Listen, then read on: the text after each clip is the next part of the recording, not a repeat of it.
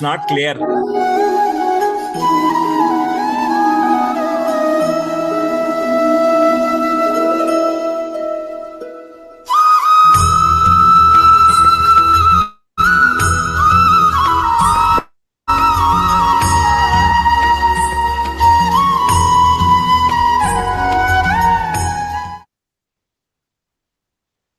The post Dasara and before the Festival of Lights, it's a time of celebration, we all understand, but let's take time for learning. And this academic program and the webinar is organized by the academic wing of KCOG, that's KCOG, under the leadership of Dean Professor Bellet. Today I, along with the Secretary of Belgavi Obstetrics and Gynec Society, Dr. Rajeshwari, welcome everyone to this webinar. On behalf of the entire team, I also welcome and congratulate our Chief Patron of KCOG, Dr. M.G. Hiramat sir, for taking up his new post as Director of KLE, JGMMC and KE Hospital, Hubli. May I now request Professor Dr. M.G. Hiramat for his opening remarks. Thank you, Sonia. Good evening to all. It's a great pleasure to join for this wonderful scientific program. None other than Professor Arulukumaran sir. I think it is greatness of him for joining for our state scientific program. I think Dr. Bellad may be pursuing for a long time. We are all very lucky to have you, sir. And we have heard you n number of times. But every time when we hear you, we find something new. That is the beauty of your looking at the scientific your lectures. Today also it will be a great pleasure for all our KCOGians who are almost 4,000 in number and all the postgraduates of 72 medical colleges of Karnataka. I think they are all blessed to have you today, sir. I do not want to take much time because you have selected a topic which is very much important for everyone to give a good labor and also healthy baby and healthy mother. I think this is the need of the hour, particularly for our country, where we would like to bring down the maternal mortality and neonatal mortality.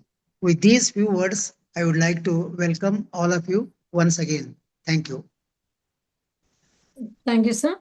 I now have the pleasure of inviting our respected President of KCOG, Dr. Durgadas Asrana sir, for his opening remarks and set a tone for the today's session. Good evening, everybody. At the outset, I wish you happy Deepavali in advance. It is a great pleasure and a privilege to have Sir Professor Arulukumaran amongst us tonight, today evening. And he's talking one of the very important and the latest concept, because increasing rate of unnecessary cesarean section is the burning matter all over the globe. And this is one of the steps. Intrapartum usage of intrapartum CTG probably is one of the steps to tackle and reduce the incidence of cesarean sections and in our day-to-day practice. I don't want to waste any more time. As we all aware that 31st of October and 1st and 2nd of October, Tumkur is hosting the annual conference, state conference of KCOG, and I invite all of you to come to Tumkur and relish our hospitality. With these few words, once again, I immensely thank from the bottom of my heart Professor Arulukumaran sir for joining joining us today to enlighten us. Thank you, sir. Thank you for joining. Thank you very much, sir. It's my proud privilege now to thank our Dean of KCOG, Dr. Belad, and also to invite him to introduce our distinguished speaker of the day, Professor Dr. Arulukumaran. Over to you, Dr. Belad. Yes. Very good evening. Can you hear me? Yes, sir. Yeah. I think Dr. Arulukumaran doesn't need. He is known. When I was a postgraduate, I used to read his articles when he was in Singapore, and his books also we have read. Sir, we are ever grateful to you as a OBGYN, and OBGYN will be very grateful to you. So I just want to mention that your CV reads in many pages. It is your simplicity that you have said only this short CV. Sir is a professor emeritus of obstetrics and gynecology, St. George University of London, previously head of the department for almost 13 years. And he was a foundation professor of OBGYN at University of Nicosia from 2013 to till date.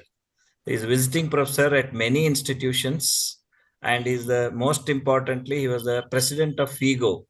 And I am happy to say that, sir, I attended your when you were the president at the Vancouver conference. I participated in that, and we also he's the president of British Medical Association and also the Royal College of Obstetricians and Gynecologists. He has more than 38 books and nearly 325 indexed articles.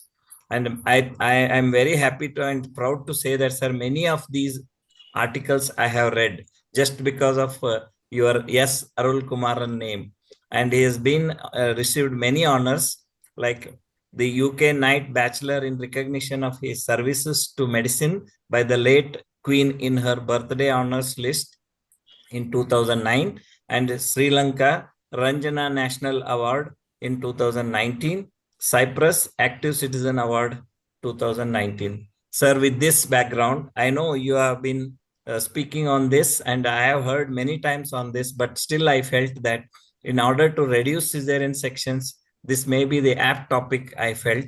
So that is why, and I heartily welcome every senior member of KCOG who have joined with a request of mine, and there are many people already in the audience. Sir, we are proud to have your talk now. May I please you proceed with the talk. Thank you. Thank you very much, Dr. Bellard and Dr. Sonia, for the introduction.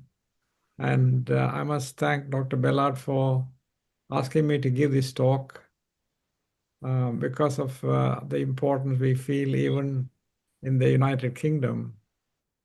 I hope you can see these slides. Yes. Yeah.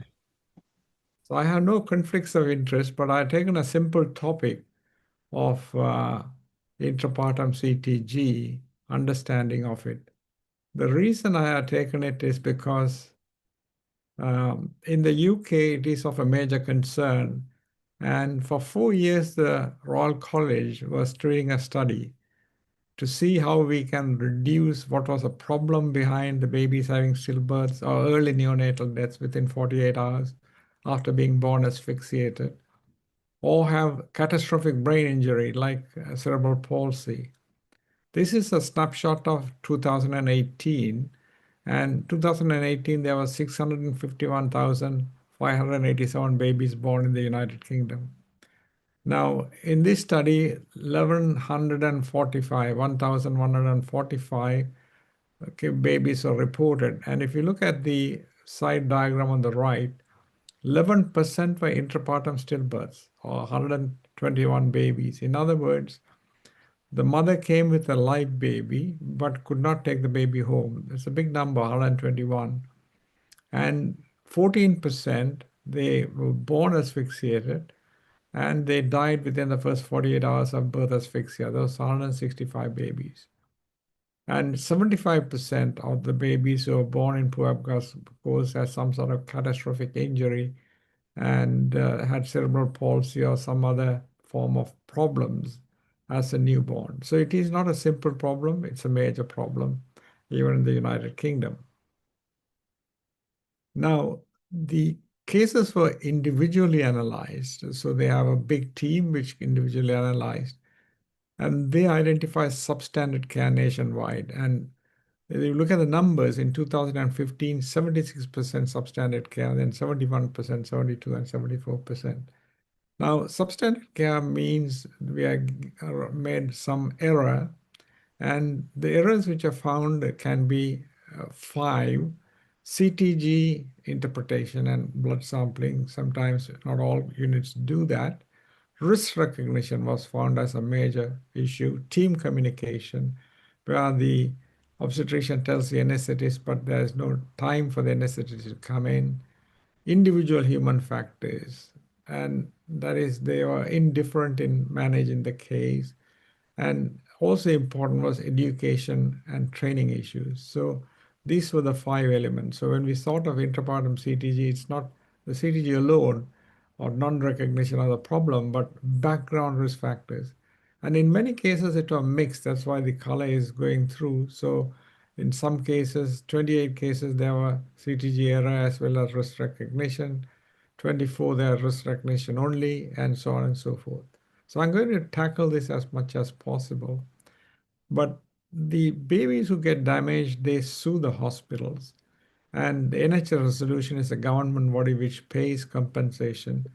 And roughly about 2.4 billion pounds are paid every year, which means even before we deliver the baby, we have to set aside 3,400 pounds in case the baby gets damaged. So the compensation payment itself adds a heavy bill to the maternity services, in addition to paying the doctors, midwives, and so on. So we will look at factors identified that gave to the poor outcome. As I mentioned, there were 5 or 6 factors: inability to interpret the CTG, poor pattern recognition, or failure to correlate with the pathophysiology, not identifying the background risk factors like thick meconium, IUGR, preterm, postterm, to identify the fetoplacental reserve. Third was poor communication, as I mentioned. Fourth, individual. And finally, education and training issues. So that is why we are here today to discuss with each one of us as to education and training issues. Now, it is known that pure intrapartum hypoxia is only about 4 to 5%. But if they have a high risk factor antepartum, like bleeding when they come in labor, meconium, IUGR, postterm, preterm, pyrexia, then they are more likely to get damaged. So that is 25%. And 29% or 30%, we think there is some intrapartum contribution.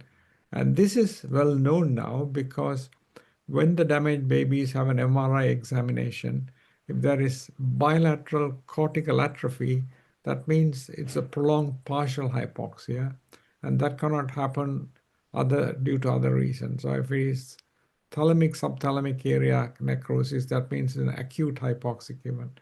So looking at the MRI evidence, that coincides with the epidemiological evidence shown by people like Badavi et al. So let us look at the risk factors which we can identify. These are risk factors for the fetus. Although we learn about diabetes, hypertension, etc., the risk factors we have to be concerned who are likely to develop hypoxic insult are preterm, postterm, growth restriction, intrauterine infection. That means pyrexia and labor.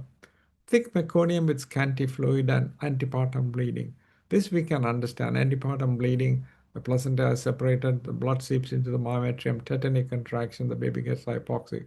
Thick meconium, poor renal perfusion due to poor blood flow, little liquor, then hypoxia causes meconium. If it is plenty of liquor, that is a function of maturity. Intrauterine infection, the metabolic rate of the baby is high, and substance like interleukin and tumor necrosis factor causes synergistic damage with hypoxia. Growth restriction, depending on the placental size, small placenta which is calcified, more likely to get hypoxia. Postterm, placenta takes more oxygen. Preterm, the triggering factor in preterm is infection, which can exacerbate the whole situation. So this is when we come to the labor ward, we must take these 6 factors very seriously.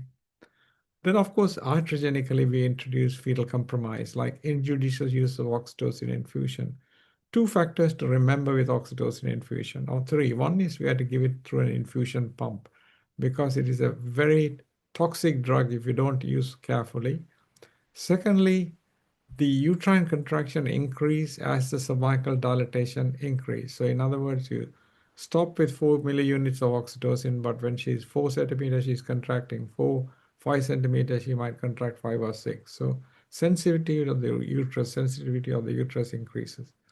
And finally, in the late first stage, second stage, there is a Ferguson reflex.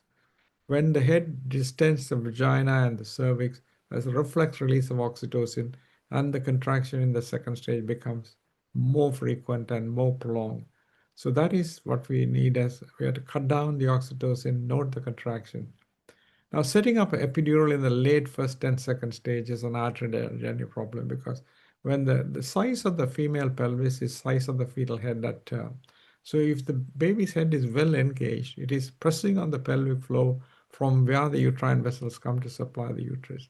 So when you ask it to bend in order to give an epidural, it jams the pelvic vessels and there is hypoxia for some time.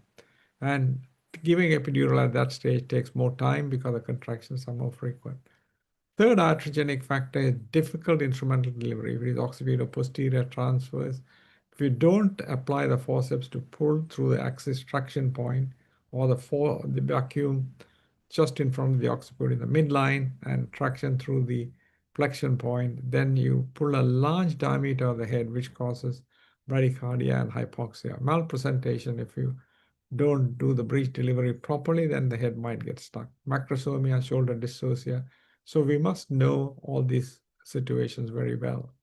Then, of course, acute sentinel events like cord prolapse, abruptions, cardiations. This cannot be predicted and it has to be recognized by clinical management rather than looking for CTG. Of course, those will show bradycardia, but you had to really recognize it from clinical features. And suspicious or abnormal admission test. What we are really looking for is when the mother comes, ask her how she is, and then how is the baby. And you must hear the word the baby was moving in the last 2 hours. Because if the baby has been moving for the last 2 hours, then it is unlikely the baby is going to get hypoxic in labor.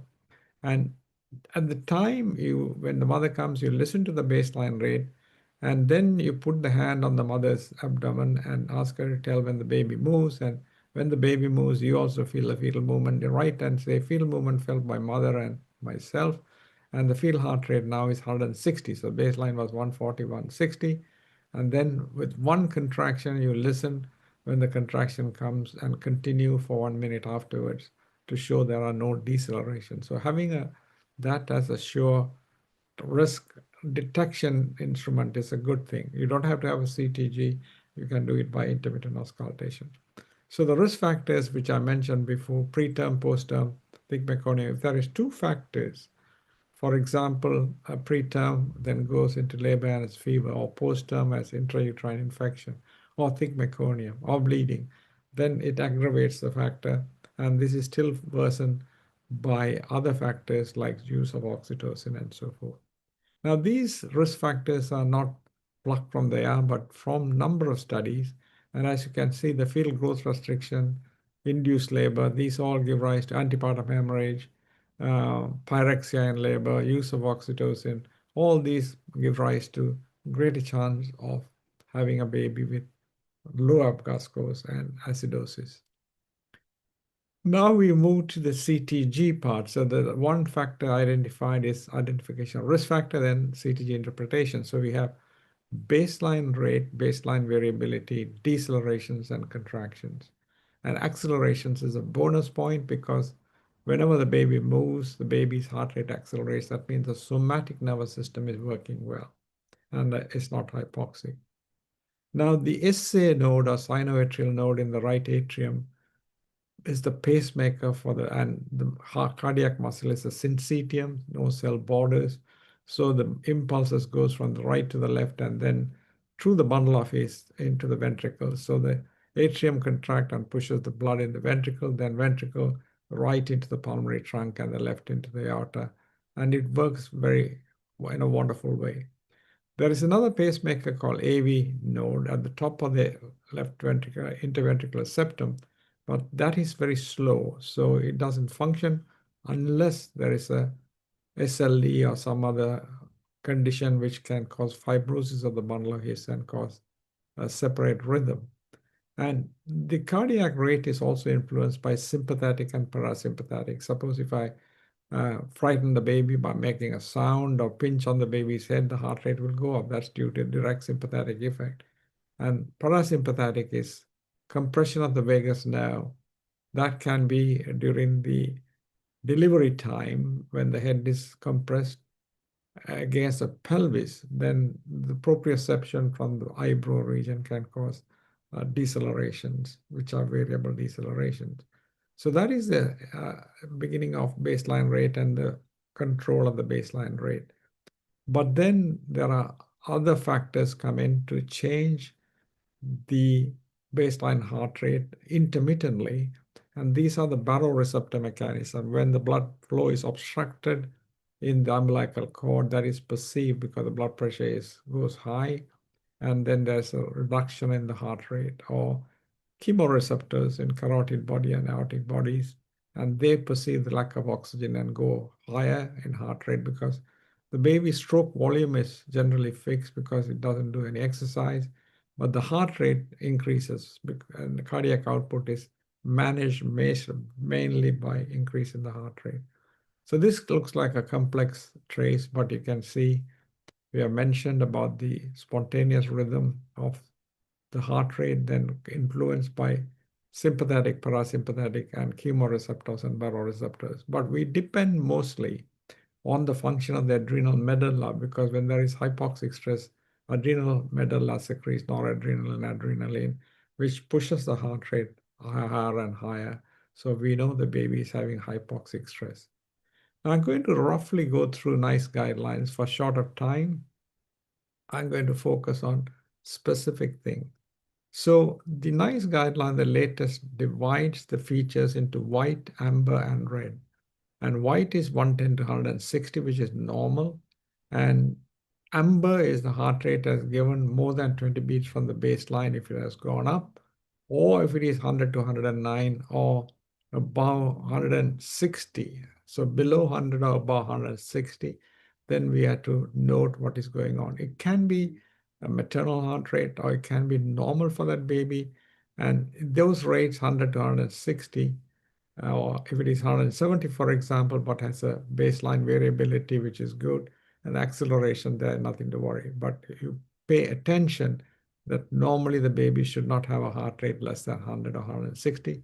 But clearly there are distinguishing features which will tell you whether it's due to hypoxia, whether the heart rate has gone up. For example, if there is maternal pain, dehydration, infection, the maternal heart rate will go up above 160, but not due to acidosis. So warning features are, or red features are 100 to accelerations, as we know, is a good thing. It's a reflection of the somatic nervous system when the baby moves. And if there are two such accelerations in a 15 minutes window, 15 beats from the baseline for 15 seconds, we call it reactive. The baby is reacting, heart rate is reacting to the fetal movements.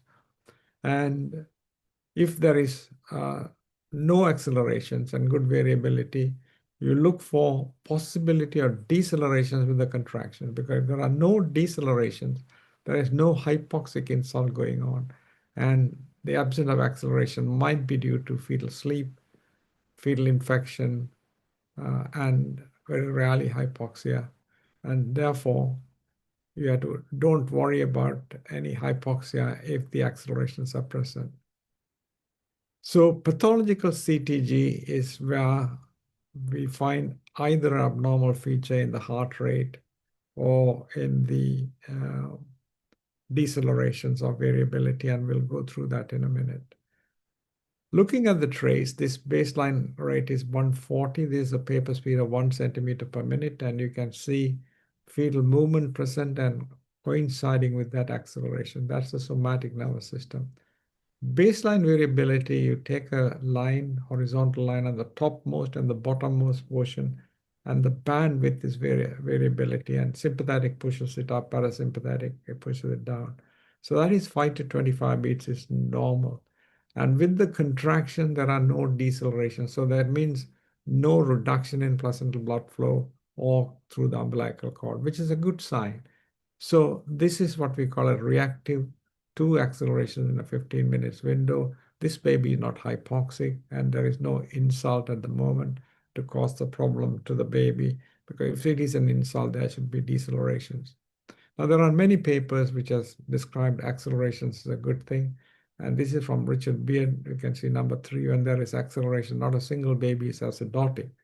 Whereas if the baby has tachycardia and reduced variability and deceleration, 55% of maybe acidotic. But that is a function of time, because if you leave them for some more time, more babies will get acidotic. The second most important feature to remember is, in addition to the activity of accelerations, there should be what what we call as an active segment followed by a quiet segment or a sleep segment, which is fetal behavioral state. So this is from the beginning of labor to the end of labor. I cut and pasted it, and the baby will sleep for a specific time. Each baby has its own alarm clock, and that's a good sign if it is reactive and cycling. The word cycling is important. If there is no cycling, if there's only sporadic acceleration and there's no period of accelerations and good variability, that means the baby's brain has got damaged due to infection, bleeding, or previous hypoxia. But currently it's not hypoxic if accelerations are present. So one has to view with suspicion if there is no fetal behavioral state of cycling. So we come to baseline variability. 5 to 25 is normal.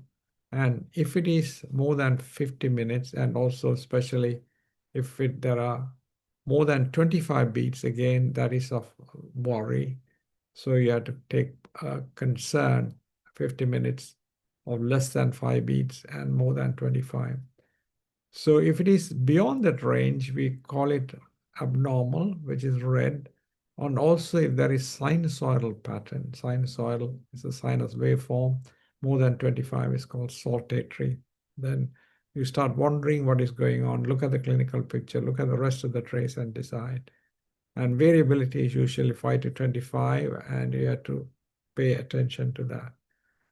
Now, in Sweden and other countries, they call that baseline variability because you don't see beat-to-beat variation. The machine condenses 4 to 5 beats into one dot. And here the variability is due to sympathetic pushing it up and parasympathetic pushing it down.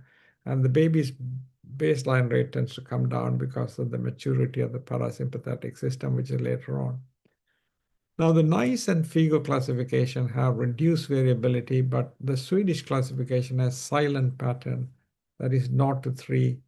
I mean, a flat trace, that means the baby is not responding to anything. That is of major concern. And those babies are generally born with severe infection or severe hypoxia. So absent variability is something of concern.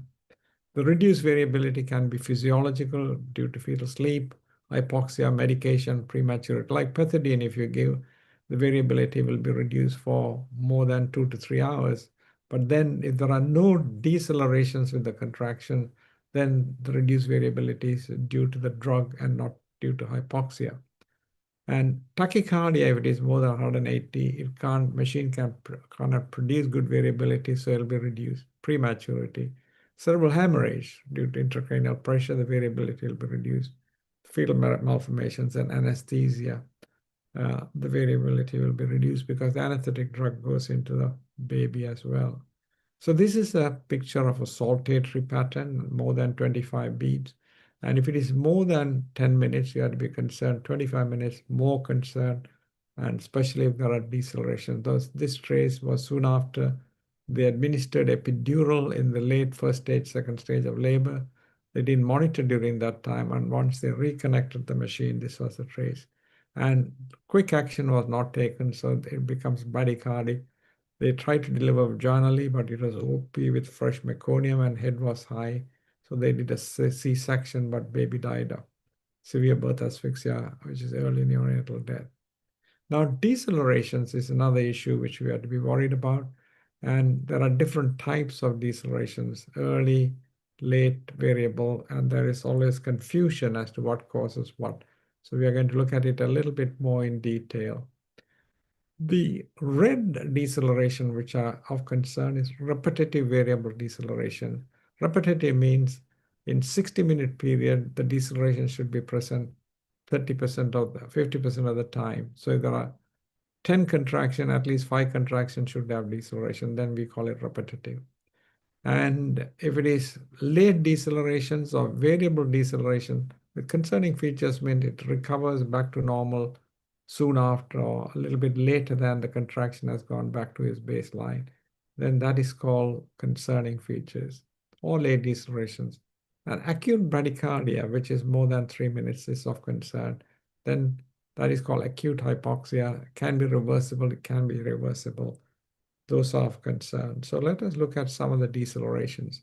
Now, to identify which deceleration, the only thing you have to do is to do a straight line, vertical line from the beginning of the contraction and end of the contraction.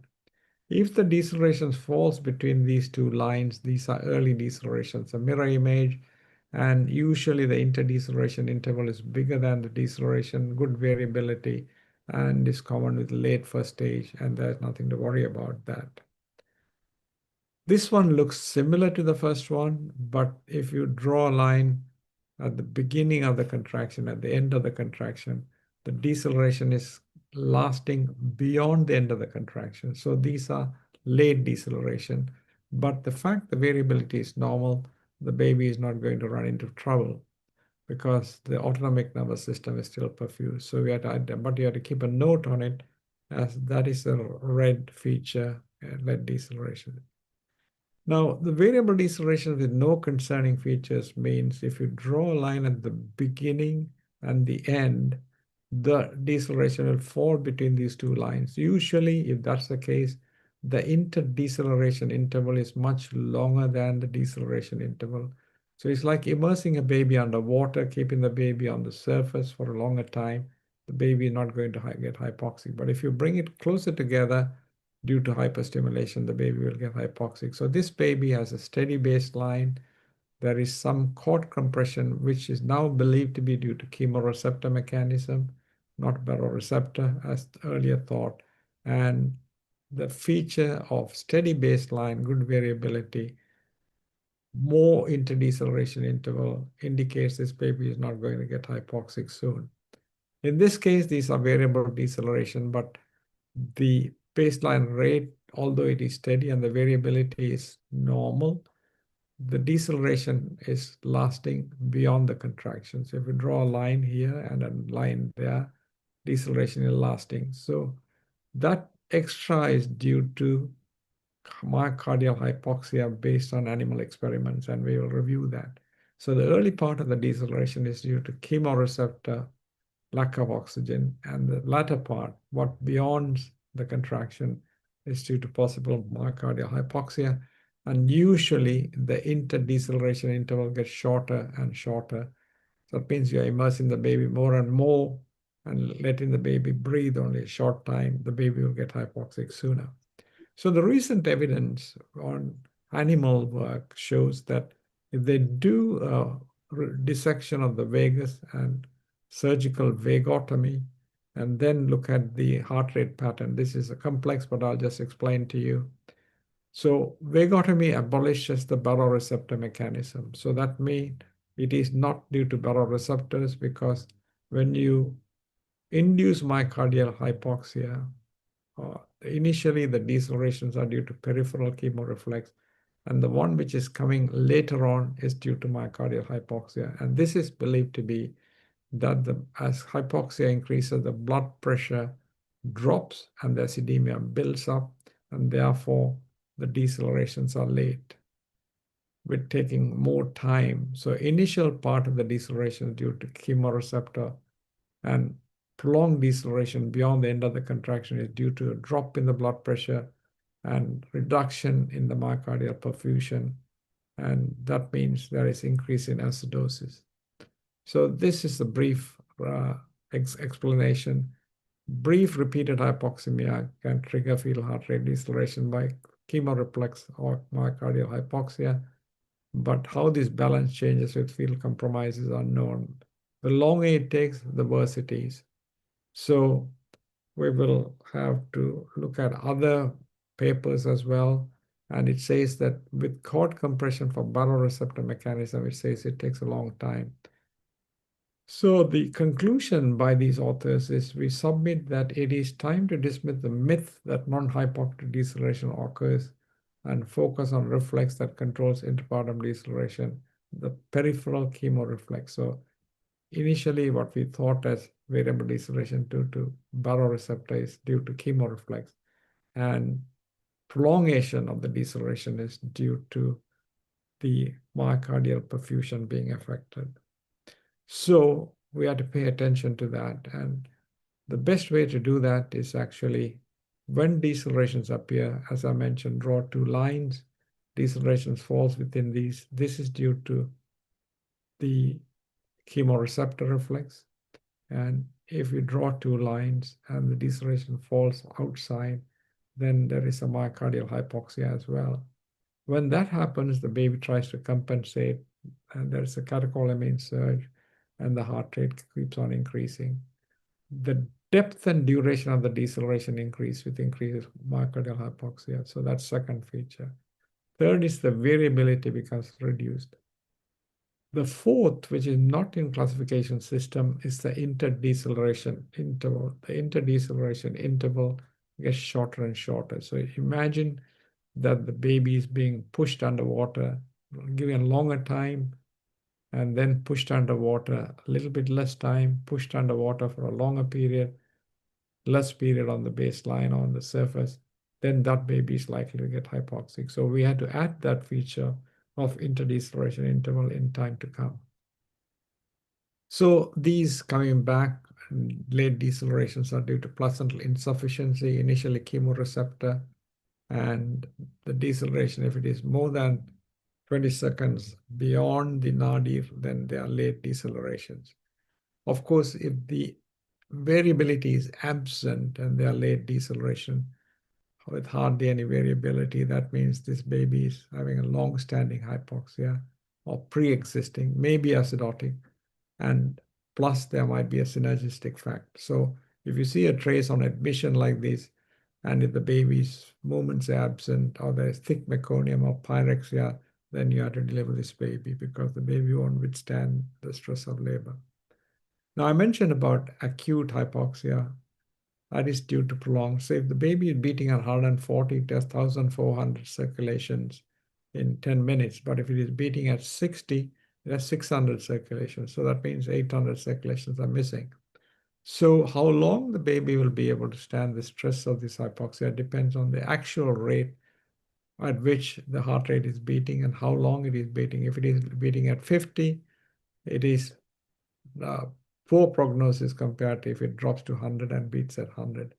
And also the background factor. If it is due to cord compression, then that baby won't unnecessarily get hypoxic because still some blood supply goes. But if it is due to abruption or scar rupture, not only the heart rate of the baby is low, but coming in oxygen is also reduced.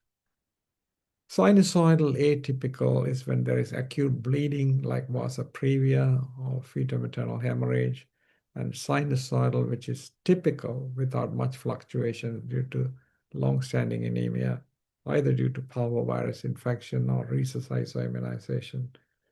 And so a number of factors can affect the heart rate, deceleration rate, variability like drugs, pethidine, Valium, and so on, increase in temperature, external stimuli, changes in placental blood flow, and so on. So we have to identify what is causing the problem for the change. And FIGO puts it in a succinct, small way that if there is normal features, then there is no chance of any acidosis, so there is no intervention. But one characteristic of normality is lost, and it is pathological, then low probability of hypoxia and action to correct should be taken.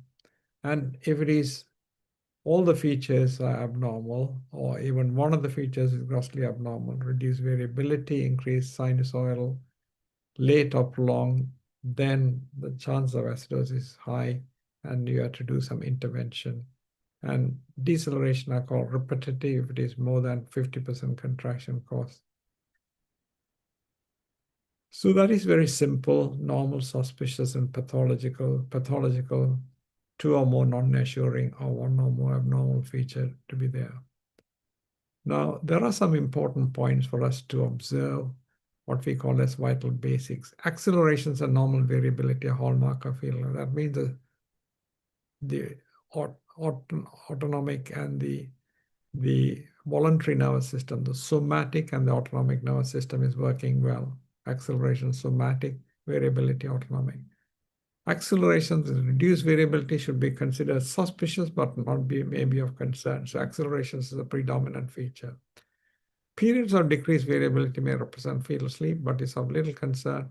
if the reactive segment was seen prior to the episode, but no baseline rate or no deceleration. So sometimes the trace might go with reduced variability for a longer time, but if there are contractions and no deceleration, then that feature is not due to hypoxia, because if there is hypoxia, there should be deceleration. Hypoxia fetus may have a normal baseline rate, and the variant with no accelerations and baseline variability less than 5. So you have to weigh with suspicion, especially if there are deceleration. With variability less than 5, repetitive shallow deceleration less than 15 are ominous in a non-reactive CTG. And clinical situation should be re-examined, like absent fetal movement, thick meconium, the trace I showed you as preterm trace. Placental abruption, cord plus scar rupture can give rise to acute hypoxia and should be identified, dealt with clinically. Hypoxia and acidosis may develop faster with an abnormal trace in patients with scanty thick meconium, growth restriction, infection, pyrexia, as I mentioned, pre or post-term. In preterm babies, hypoxia and acidosis triggers respiratory distress syndrome, so don't wait for too long. And injudicious use of oxytocin epidural and difficult deliveries can worsen hypoxia. And if decelerations are absent during labor, asphyxia is unlikely but cannot be excluded. So the same way we think acceleration is wonderful, if there are no deceleration, again, hypoxia is unlikely, because hypoxia has to be caused by cord compression or reduced retroplacental pool of blood, which gives rise to deceleration. So we can, based on the features, we can put the babies into hypoxemia, hypoxia, and asphyxia. Hypoxemia is lack of oxygen in the blood, like anemia. Hypoxemia, lack of oxygen. Hypoxia, lack of oxygen in the tissue. And asphyxia is lack of oxygen in the tissue with buildup of metabolic acidosis. When there is hypoxemia, there are decelerations. When there is hypoxia in the tissues, there is a catecholamine surge and the heart rate goes up. When there is asphyxia, the variability becomes absent. And if absent variability with decelerations for 2 hours, then the baby runs into problem. So we divide the cases into long-standing chronic hypoxia that is due to reduction of blood flow. We had to think about risk factors, and then if there is risk factors as indicated, like thick meconium bleeding, intervene. And this is just to give you an example of long-standing hypoxia. You can see the shallow decelerations, and the baby's brain is blunted due to the hypoxia and acidosis. It won't give rise to any other decelerations, and the contractions are making the baby more and more acidotic. And finally, to collapse, and that is due to prolonged. Gradually developing hypoxia is typical features where the heart rate goes up and up, and the becomes absent, the baseline variability. And once it is absent for 2 hours, then it gets bilateral cortical atrophy and present as quadriparesis. Acute hypoxia, the buildup of acidosis is 0.01 every minute, and that is a typical example. And we published about this in 1985, that every minute of prolonged bradycardia less than 80 causes 0.01 drop. And this has been repeated 25 years later by T.Y. Leung and his group from Hong Kong, again indicating acute hypoxia to deliver within 15 to 30 minutes. And subacute is the decelerations are rather prolonged, like immersing somebody underwater for a long time and taking the baby for a shorter time. So 90 seconds if you push the baby down, 30 seconds at the baseline. The pH is going to be 0.01 drop every 2 to 3 minutes, and that is how it'll look like. This is probably occult cord compression in the second stage of labor. The decelerations are lasting 2.5 minutes and baseline 30 seconds, and the variability becomes saltatory. 10 minutes later, 20 minutes later, the pH would have dropped by 10 points. 40 minutes later by 20 points, 60 minutes later by 30 points, and then it becomes bradycardic, so 0.01 every 10 minutes. So the drop during that 1 hour can be 40 points, and the pH is 6.79 as predicted. Initial pH might have been 7.2, and if it would have delivered within half an hour, then the baby would have been okay. So subacute hypoxia, the delivery should be around 30 minutes, and acute ideally by 15 minutes, and gradually developing depending on how far you capture the picture you can deliver in 1 hour. Why is it all important? Because medical, legally, as well as explaining, there are a lot of work which has been done animal. Total asphyxia, which means prolonged bradycardia, damages the thalamus, hypothalamus, and cause athetide or disconnect type of cerebral palsy. And prolonged hypoxia with acidosis causes bilateral cortical necrosis and spastic quadriplegia. And without acidosis, the white matter damage. And total asphyxia, like bradycardia, preceded by prolonged partial hypoxia, causes not only bilateral cortical atrophy, but the thalamic hypothalamic injury. And these injuries cause fibrosis of the brain in these areas, and it'll remain for life. So if you do a neuroimaging, it'll be present at 2 years, 5 years, 10 years, 15 years. And that coincides with the factors which I mentioned earlier. The epidemiological studies mirror what we find now in labor, like a bradycardia. This is actually to say that if there is a total asphyxia, then a neuroimaging where the arrow shows thalamic hypothalamic injury, and if it's prolonged partial hypoxia intermittently and there's absent variability for 1 hour, then there is bilateral cortical necrosis. You can see on the motor cortex area bilaterally, they will present with spastic quadriplegia. And this has been demonstrated by Henry Karlberg from Gothenburg, who did neuroimaging studies in the population in Gothenburg of those who have cerebral palsy. And in 28% of the children, he found either bilateral cortical atrophy or thalamic hypothalamic injury. In preterm babies, it's more common to get cerebral palsy, but that is normally hemiplegia, not quadriparesis or athetide cerebral palsy, because the mechanism of brain injury is slightly different. This is done by Perlman, and this is in a preterm baby. There's a periventricular and intraventricular bleeding when there is hypoxia and preterm. The blood clot pushes the brain and causes the brain to undergo some atrophy, and once it gets reabsorbed, the blood clots, then the ventricle starts dilating to occupy that space, and these ventricles then obstruct the corticospinal tract. So if it is the ventricle dilated on the left, there is paralysis, hemiplegia on the right. So the type of paralysis and type of MRI you see is different. Only thing we are left as obstetrician is to look at the metabolic acidosis, pH 7 more than excess more than 12, early onset of encephalopathy, that is grade 2 or 3, convulsions or coma, and spastic quadriplegia or disconnect type of cerebral palsy when they develop. And usually you have to wait till 18 months to determine whether the baby are going to get cerebral palsy or not. But of course, you have to exclude other disorders as well. We can't assume everything is due to the asphyxia. You have to do an MRI.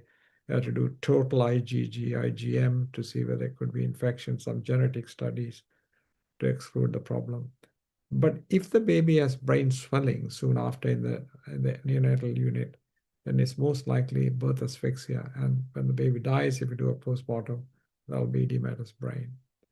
So in concluding, we can improve performance by better understanding and interpretation of the trace and timely action. If attention is paid to pre-existing risk factors, if the iatrogenic factors that increase fetal compromise are recognized, that what we cause with oxytocin, bad delivery, and so on. CTG is interpreted better by considering pathophysiology that causes the CTG changes to show how quickly the baby can get damaged at the last few slides I showed you, and knowing when and how quickly to intervene based on the concept of acute, subacute, gradually developing, or pre-existing hypoxia. Some people call it physiological CTG interpretation, but that is really the extension of the standard CTG interpretation, just to spell out the rate at which acidosis builds up. And all this had to be underlined by better communication, multidisciplinary team, care by the midwife, obstetrician, neonatal pediatrician, and the anesthetist. The only thing I would ask you to remember is that labor is from a baby swimming from one end of the pool to the other end of the pool. And many babies tolerate this. When they go underwater, come up, go underwater and come up, they can swim this 100-meter mark. But if you use oxytocin and push this baby too many times, then the baby is likely to get asphyxiated. And some babies are weak, growth restricted babies, so they will show even before they come to the 30-meter mark some change, and some babies might get acute accident. So pushing the baby too many times and not allowing the baby to come to the surface for a longer time is a problem with oxytocin. You have to keep careful. And towards the end, the contractions are more frequent and duration is more frequent. So sometimes I have to help the baby out, and that is done by instrumentation. And if it comes earlier, then you have to do a C-section. So thank you very much for kindly listening to me, and I'm happy to answer any questions. Yeah, sir, it was a very lucid presentation. I'm really grateful, sir, and you accepted our invitation. And I hope that many CTG interpretations will be clear after this. So we should think before we act on that. And it is really amazing, sir. I have requested to put the questions on the chat box. Sir, thank you very much again. Sonia, can you just read out any questions are there? So there is a question, actually it is my question. Sinusoidal pattern you did explain, sir. If there is a pseudo-sinusoidal pattern noted, and how much time later we repeat and interpret it? Right. In labor, it's much easier because the sinusoidal or pseudo-sinusoidal pattern, if it is physiological, like baby sucking its thumb or going to sleep, then it'll change because of the fetal behavioral state. But in the antenatal period, it is a problem. So you Please Sir, you are mute muted, sir. yourself. Sir, you are muted. Arun, Yes, sir. Arun, Okay. the Arul Kumar Saran is muted, Muted. and there you stop the others. Yes, They sir. are, Yes. Okay. Can I? yes, sir, you are now Yes, sir, audible. you're audible. Okay, so sinusoidal, as I mentioned, can be atypical sinusoidal or sinusoidal, which long-standing hypoxia or anemia causes. When we say atypical sinusoidal, it is a more V-shaped curve rather than a U-shaped sinus waveform. And that can be with acute fetal-maternal transfusion, or it could be with fetal sleep. So you have to really look at the clinical background in the antenatal period. If there's a rhesus isoimmunization, if rhesus negative, a possibility. And the second is, of course, we have ABO, then it doesn't give rise to any problem unless after birth. And Lewis A, Lewis B antibodies don't give rise to any problem. Kelly's and Duffy's blood group can give rise to problems. So that's about the blood group. But the best thing is in the labor room or in the antenatal room, you have no time to think about all this. So to see whether you can change the behavioral state. If the baby is going to sleep with a thumb or something like that, you shake the baby or make a sound, or if it is in labor, you apply a finger pressure and stroke the baby's head a few times, then it'll settle back to the normal time. So idea is to disturb the physiological phenomenon duration, either in the antenatal or intranatal period. Some people use a bicycle bell, some people use a vibroacoustic stimulus. And of course, if you have sophisticated tools, then you can do middle cerebral artery velocity waveform. Yeah. So like the rhesus, that'll give rise to identification of the PSUs. yeah. There's one more question, sir. Speech impairment intelligence, is it affected with the second stage deceleration? Even though Apgar score may be good, they want to know speech impairment. Right. So usually if the baby has a good Apgar score, then we assume that there is no asphyxia. As I mentioned, there are three states: hypoxemia, hypoxia, and asphyxia. So if there is no asphyxia, then it is very unlikely due to cellular injury, because asphyxia means the lack of oxygen, there is anaerobic metabolism, And then if there is lack of energy, even with anaerobic metabolism, the sodium potassium pump on the cell wall doesn't work. So fluid rushes in, the cells become edematous, tissue becomes edematous. So if that phenomenon hasn't happened, then there is unlikely that it can give rise to individual features. As you all know, that I noticed there are the senior obstetricians from Bangalore, and we are doing some study which the results are being analyzed called the PREVENT study in Vanivilas Hospital in Bangalore and 2 hospitals in Kerala. The idea is to follow them up for 18 months if they have HIE to see whether there is any outcome, because we know that in India there is 500,000 people with epilepsy, and each year we contribute a certain number due to birth asphyxia, and we believe that 17% of birth asphyxiated babies might develop epilepsy. So that is known, but they had to be asphyxiated to have something. So speech deficit, hearing deficit is very unusual without birth asphyxia. If they have birth asphyxia, yes, of course, you can attribute that. Sir, Shobha here, sir, from Bangalore. Good evening, sir. Dr. Good. Shobha, good evening. Yes, I just wanted to know about sleep pattern behavior. It is a little uncommon in labor, but we do see it. And then sometimes after some time, it actually becomes okay. But then during that time, that situation it becomes a little tense in the labor room. So we do a clinical assessment, we rule out other high risk factors. Just wanted your input about your experience with that less beat to beat variability, if it comes on, and how to kind of resolve that and how to make sense of it, whether we should act immediately.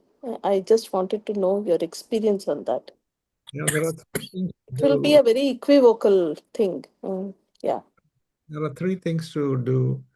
One is actually to observe the trace at the beginning of labor, whether it showed cyclicity, which I mentioned. That means active quiet epoch, because if it shows active quiet epoch, then goes to sleep, and there are no decelerations with the contractions, then there is nothing to worry. This baby is going to sleep for a little bit longer. So looking at cyclicity at the beginning and observation of any decelerations with contraction during the time you are worried about reduced variability, then if it is there are no decelerations, then there's nothing to worry.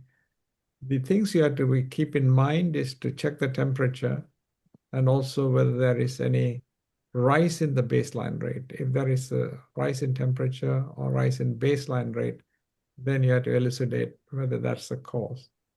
But if you keep in mind that if the baby has a reactive trace and a cycling trace, it will not get hypoxic without decelerations. Secondly, if there is reduced variability, but no decelerations with the contractions, then it is unlikely it is due to hypoxia. So Before I'm that, understanding it as it is easier to interpret its its seriousness in labor rather than in antepartum, because we have that natural stress of contraction and we are able to say that this baby is safe because there is no decel with the contraction. So in the antenatal period, you have to elicit a response. In labor, it's very straightforward. As I mentioned, Yes, sir. cyclicity and reactivity, then you look at the trace. If there are no decelerations, then I you got know. it. Yes, I got it. Thank you. The Thank you. period, Thank you. you have to change the behavior of the baby. So if there's a long period, there are no contractions, then you don't know whether it's hypoxic or not. You stimulate the baby in some form or repeat the trace in another hour or so, then you should be able to get the reactivity. Thank the you. role of scalp stimulation, sir, and how you exactly do, whether that will answer Shobha's question, because a role of scalp stimulation, can it answer, sir? So it has been shown from, even I have published a paper from Singapore many years ago, that stimulating the scalp, if it shows accelerations, then the baby is not acidotic. And if it doesn't accelerate, then still it can be not acidotic. Only in 50% it can be in the pre-acidosis. So scalp stimulation is useful. In labor, it's very easy to do the scalp stimulation. You put a finger and keep just not hard, but gentle rubbing and rubbing and rubbing. And Deirdre Murphy from Ireland has done a study recently in the last 2 or 3 years and published as well. It's a useful thing, but you have to use the finger and you have to stimulate. Alternative thing which is done in Los Angeles under Dick Paul's unit, he's retired now, is to use a vibroacoustic stimulus. You emit a sound and it can cause accelerations. And Yes. Eric Starling, who did the pH, who started the pH measurements, Eric Starling, who is dead and gone now, he used to use a bicycle bell to, Oh. but better still is actually when you have an ultrasound transducer, and if you put a lot of gel on it, and instead of going to auscultate the heartbeat, you take the transducer and wave it around the baby's head. Hmm. What The happens is, vibration, correct. so the ultrasound beam goes as rectangular beams, and if it Yes. affects the ossicles of the baby, Hmm. then the baby is disturbed, and then the baby starts accelerating. Sometimes they come for no fetal movements. We learned another use of intrapartum ultrasound. That is so brilliant, sir. So I wanted to put this question with a very specific purpose because there are too many intrapartum cesareans happening because of poor beat-to-beat variability, and the baby comes out hale and hearty, crying. Well, the result is good, and the family accepts the decision because we show them the trace. But then we know that some of them at least could have been avoided. Yeah. Well, many could have been avoided if the principle that reduced variability is on a period, but if that showed cyclicity before and reactivity, and then shows no decelerations within that period you are concerned about, it is unlikely to be hypoxic. But as Dr. Bellard said, you can add to that reassurance by stimulating and causing an acceleration. So, sir, if there are no questions, I request the There's Dr. Sumant. one question, sir. Yes, So go ahead, go ahead. Sir, if there's a hyperstimulation of the uterus, maybe when it is not promptly monitored by the oxytocin infusion, do we correlate with the reduced baseline variability or the late deceleration, sir? Well, the hyperstimulation can give rise to hypoxia because of cutting out too many contractions, but Correct.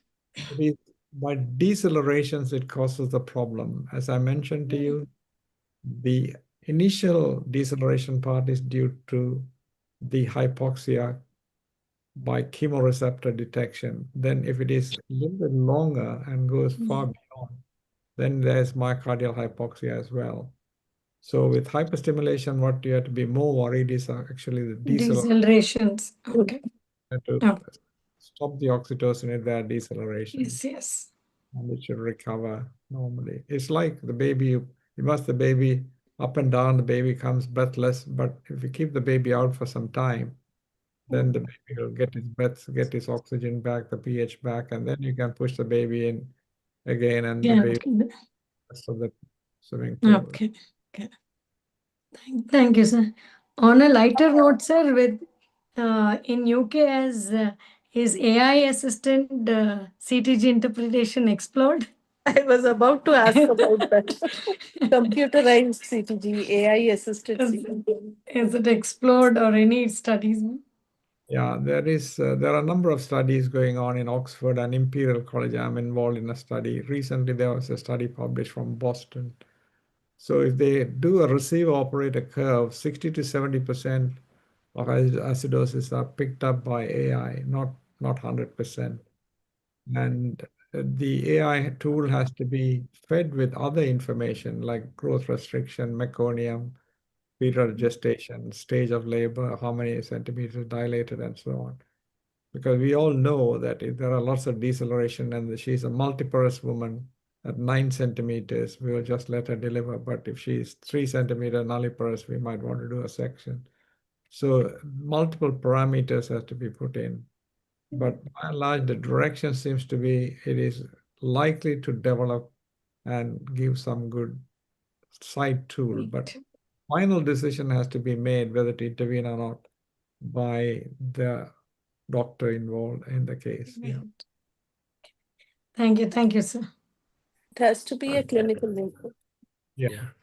Thank you, everyone. I think, sir, thank you very much sparing nearly 1 hour time plus with us on this KCOG. So I request Dr. Suman to propose the vote of thanks.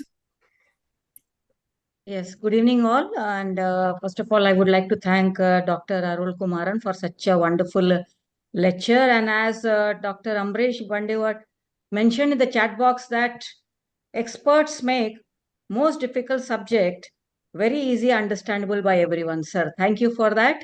And then I would like to thank the entire KCOG. I first of all would like to thank Dr. M.B. Bellet to have invited sir. Dr. Arul Kumaran for deliberating on this topic, difficult topic, of course, and I thank the entire KCOG team, Dr. Vidya Bhatt, Dr. Sonia, their inputs, for their inputs, the entire Kasoga office bearers family and headed by Dr. M.G. Hirimat. And I also thank the all delegates who have logged in and Mr. Arun for providing this Zoom platform. Thank you one and all, and I wish you all a very happy Diwali. Very happy. And thanks for Belgavi Obstetrics and Gynec Society also, ma'am. Yeah, Oh, sir, happy Deepavali, sir. And please do come again to India. And we are specifically requesting you to come to Belgaum. I would like to again tell me in advance, probably we are hosting a research conference sometime in November next year. So we will try to involve you on this because this topic needs a lot of discussions. So we'll communicate to you and then come back to you, sir. Thank you for that amazing talk, sir. Thank you very much. Thank you. Thank you, sir. Thank you. Thank you so much. So, Shobha ma'am, we couldn't welcome you personally. Thank you so much Oh, for it's fine. I'm delighted to be here. And, it is real privilege to listen to sir. And I recently heard him on the AOGT platform also, where, they were discussing prevention of stillbirth and decoding the signals was the subject organized by Dr. Sharda Jain. And that lecture was very brilliant too. So it's a privilege, and I think we all love to attend sir's lecture because it makes us feel like students again. We teach every day, but when we start listening to sir, it is very reminiscent of our student days. So thank you, sir, for being a teacher for all of us. And we had You're a good, teacher of teachers that way. and we had good number of delegates also, crossing Yes. 100. Yes. 110. 110. Sir, that speaks about, and all are very high, I mean, busy people. In spite of their busy schedule, they are all with us. Thank you, Sheila Madam, for joining this. Thank you. Sheila madam, thank you so much. You were another session, I think. I know we had a master class, just finished that ma'am. and joined here. Yes, thanks so much for joining, logging in. ma'am. Sir class, we can't miss. Amrit sir, thank you so much, sir. Sir, we also recognize Madam Jam Kannan. Ma'am, good evening and thanks for logging in. Yes. Arul is so close to me for the past 3 decades. I know him from 1991 when he was at Singapore, NUH. And his wife, Gayatri, is also known to me. And a lot of things have gone with, they say. And every time he talks on CTG, gives a new message. Thank you very So much. happy. Yeah, that's it's the I saw reason. it in Something to Sunday. learn every time. Yes. Yeah. Jayam, I got this to bring him to the KCOG and Kasoga team is, I heard him recently in Coimbatore and the Labor Congress. So that made us to bring him here. Sir is an excellent, and there are a team of people. Actually, we should have, all the 3 should have been there, but sir made it very simple and he covered all the 3 people. Thank you so much, sir. Yeah. Very much. Happy Deepavali to all. Thank you, Arul. Thank you. Suman Happy Reddy, ma'am. Deepavali. Suman Gedi ma'am, thank you so much. Dr. Rajeshwari Patil. Rajeshwari Patil, Rajeshwari Patil. Secretary Belgavi, and Rajeshwari Paladi madam. Thank you so much. Thank you. Thank you. Amrit sir, Bega Thank Banni you, sir. Mysore. Thank Mysore you. Bega Banni sir.